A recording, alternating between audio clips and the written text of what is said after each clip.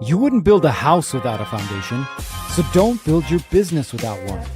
This is Mindset Monday, where we lay out the tools, frameworks, and mindset you need to scale your contracting or trading business today.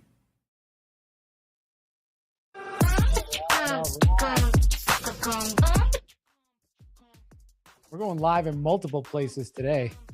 We're having some fun with this,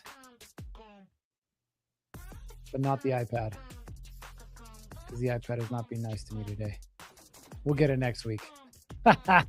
Welcome back to Mindset Monday. I'm your host, Gerritt Bake. We're here live in Salt Lake City, Utah. Where are you at? You guys know the drill. Go ahead and drop your name and your business name, and we will give you the good old shout out, as they like to say. Let's see. Who do we got today? Nobody. Just kidding. Cancel. Let me see here. Let me get this thing up and running. Close that out. There we go. Got rid of that echo.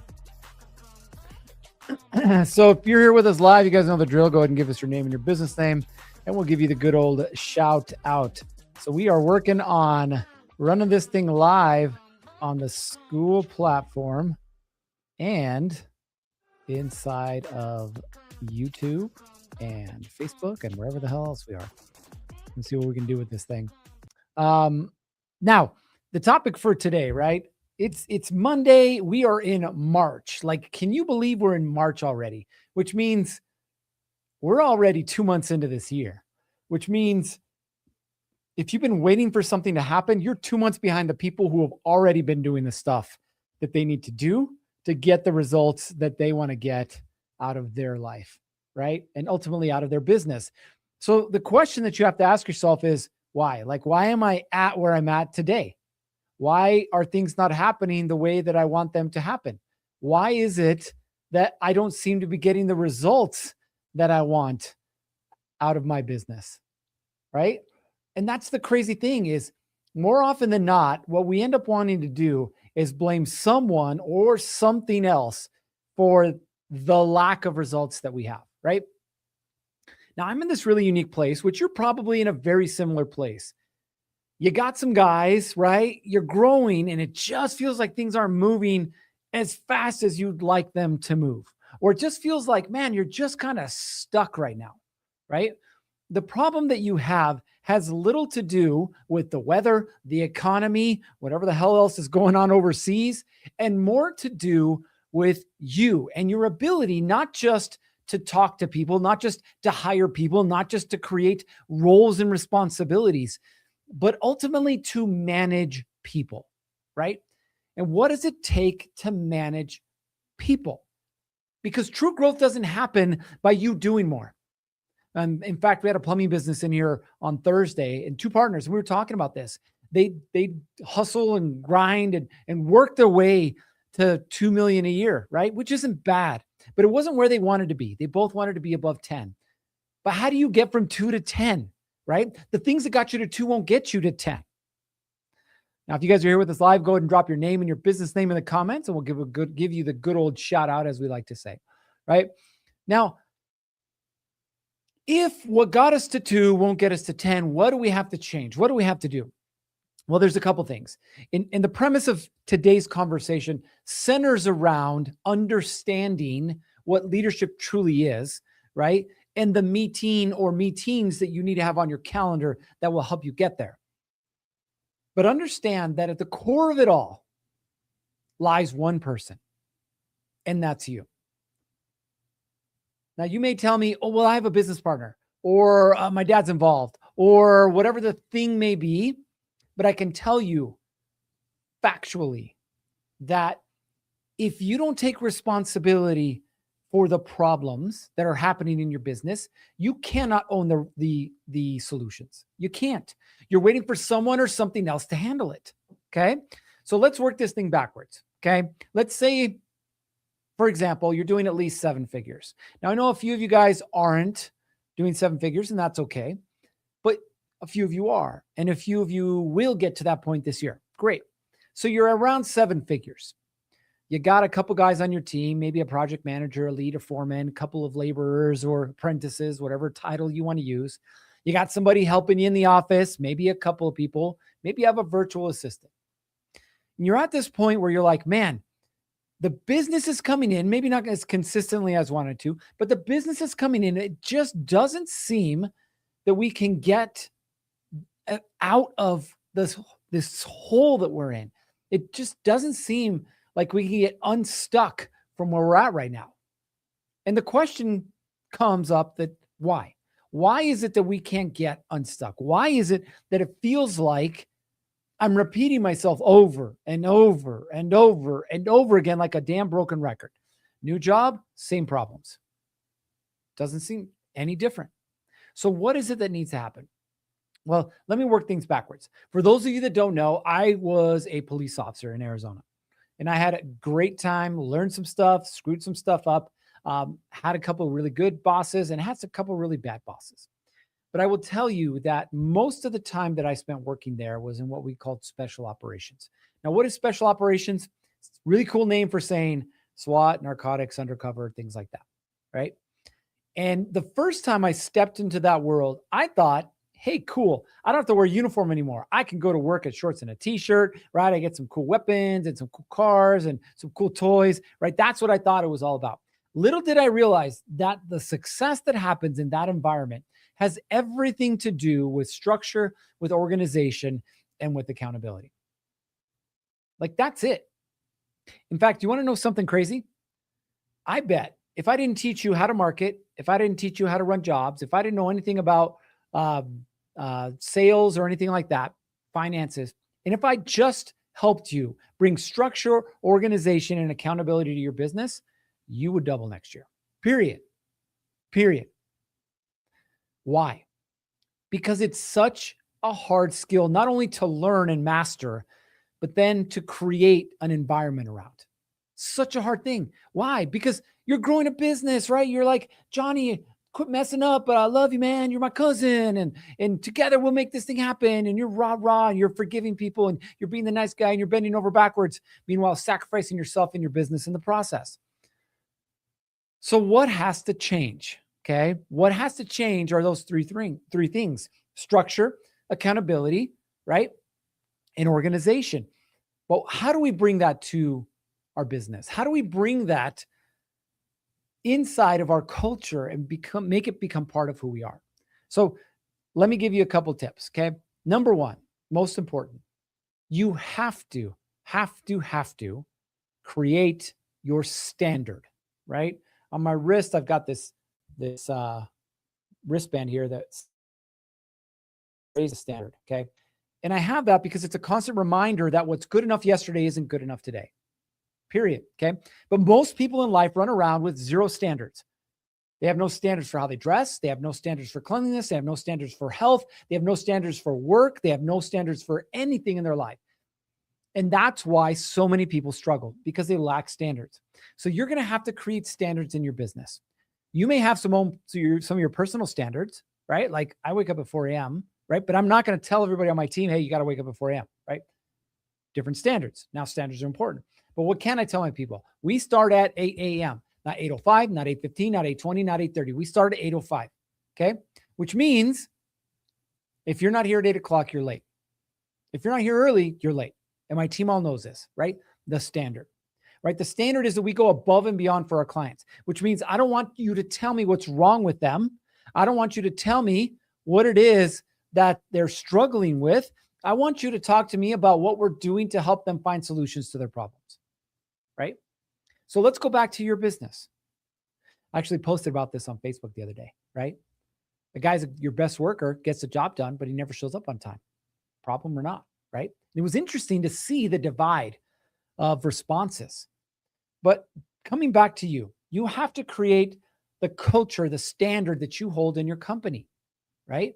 Done right the first time.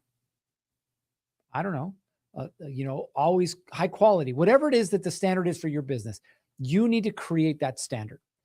And until you do, your job quality will go up and down. The people that you bring in the door quality will go up and down, right? And you'll never be able to grow the business to the level that you believe that you can grow it to.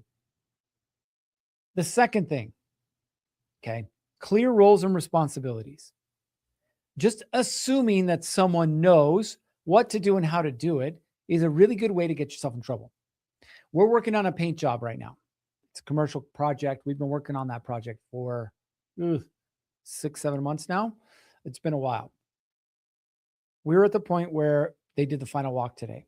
And we have the painting company that we hired, okay, that is still refusing to accept responsibility for some of the errors that they made. Like these particular doors, they try to roll the doors. Can't roll these doors. You got to spray them. So now they got to be redone, right? And there's a whole lot of finger pointing as to who's responsible for it.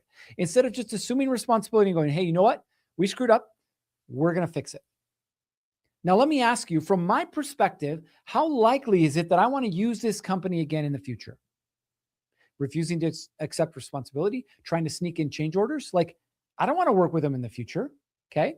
So why would somebody want to work with and for you in the future? Same thing. Okay. You have to create the standard. Okay. And they need clear roles and responsibilities. What's expected out of them and how do you expect them to do it?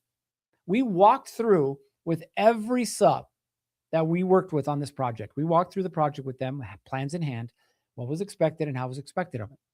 My wife, who's our project manager, was there every day showing them exactly what needed to be done. And yet still problems, and yet still errors, and yet still no one accepting responsibility. But what does that tell us? It tells us exactly what we need to know, which is this company is not going to be a company that we're going to work with in the future. Not because they're not good people, but they're just not the right people. They're not the people that want to build like we want to build. They're not the people that want to be held accountable like we want to be held accountable, right? They're not. And so if we continue to do business with them, what's going to happen to our business? It's going to go in the toilet, period. Okay. So you need clear roles and responsibilities. Now, the third thing, and this is really important, okay, which is accountability. Now, accountability is somebody committing to something, okay, and then someone external or outside of them holding them to the standard that they committed to, right? So I gave a little bit of an example there, but I want you to think about it this way. If the standard is we close 30% of our jobs and you as a salesperson is required to close 30%, me saying it's okay for you to close 12% means zero accountability. If I expect you to be at work at 8 and I talked about it and it's part of our policy and procedures that you signed off on and you keep showing up at 8:15 and 8:30, zero accountability, right? I'm not holding you to the standard that you committed to. I create the standard and you opt into it. But ultimately, at the end of the day, if you don't hold yourself to the standard and I don't hold yourself to the standard, it's my fault. There's zero accountability. Now, I want you to start thinking about this in your business. If I was to ask you what level of accountability you have in your business, what would you tell me? Would you tell me that you have a little bit? Would you tell me that you talk about it at night with your spouse? Would you say you have a lot of it? Like, where do you lie in this whole spectrum of accountability? What I tell people is keep it simple, right? You have to be accountable to yourself first, which if you tell yourself, I want to build a $2 million a year business, then you have to take the steps necessary to get there. Accountability being one of them. Okay.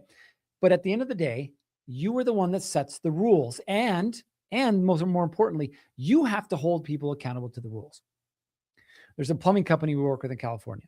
Okay. They'll do probably, 18 million this year. And when you think about an $18 million a year company, you're like, man, they've got to be so structured and they got to be so organized. No. When we first started working together, we had problems. We had issues. Now, what were some of the issues? Well, accountability was the big one. Okay. So the way this plumbing company works is they have a third-party company that sends them jobs. Okay. And their job is to go fulfill those jobs, whether it's to snake a drain, replace a toilet, clear out a sewer line, whatever the thing is. So the way that they work, right, is they have their guys come to the warehouse, pick up the supplies for the jobs that day, and then drive out to the job, right? Now, the problem that they were having was they expected everyone to be at the warehouse before 8 a.m. expected. Except you had people rolling in at 7:30, 8, 8:45, 9:15, 10, 10:30 in the morning. Okay. Now, because this business is in California, you and I both know traffic in California, not so good. So, what was the problem that they were having? Their teams were underperforming because they couldn't get the work done in the amount of time that they had, because they weren't available in the amount of time that they had. So, what did we come up with? Well, something very simple. We said, you need to hold your people accountable. And this is what we did. We said, okay, Friday, you're going to have a meeting with your entire service department. And you're going to say, okay, guys, all your techs. Okay, guys, starting Monday, you're required to be here by 8 a.m. At 8 a.m., we're going to close the roll-up door. If you're not here by 8 a.m., you won't get your materials for the day, which means you don't have any work, which means you're going to go home. There's a little pissing and moaning. Oh, that's BS, blah, blah, blah, whatever. But they made it super clear. Everybody was there. Everybody heard it, right? Everybody understood it. Monday morning, by the way, they have 40 techs. Monday morning, 30 of the 40 techs were there by 8 a.m. And what did they do? They closed the roll-up door. So you had 10 guys who weren't very happy, who rolled into the office yelling and screaming. Two of them didn't come back after Monday. The other 8 were there by 8 a.m. The standard, right? Now, instead of wasting 2.5 hours a day, which we can do math, we don't have time for it now, but we can do math as far as like, okay, what's the daily rate? Okay, how many hours are we paying? Okay, what about this? What about this? What about this? And realizing how much it was losing the company. Okay, we could talk about that. But what really mattered was the fact that they created a standard and they held people accountable to that standard. And yes, listen, sometimes you're going to have to make an example out of people. It's just reality, right? Sometimes that person that you love and care for, that person that's been with you since the beginning, they got to go. They got to go because they're the reason that you're not going to get to where you want to get to. 2 million, 4 million, 12 million, 20 million, right? I'll give you another example. There's a caulking and waterproofing company I work with here locally. Good friend of mine. Okay. And we do this particular exercise with behavior profiling, right? And we use it to put the right person in the right seat more than anything. But as we're doing this exercise, he realizes, right? Light bulb moment. He realizes that this guy that he has in his project manager role is costing him money. Now, not because he's not a good guy, he's just the wrong guy, right? Sent an email to a client, lost $40,000. Had the wrong supplies going up, the wrong material going up on a job, had to strip it back down, buy the right supplies, and then reapply it. Lost time, lost money. And he realized he wasn't the right guy. Now, at that point, he gets to make a decision. Am I going to keep this guy around?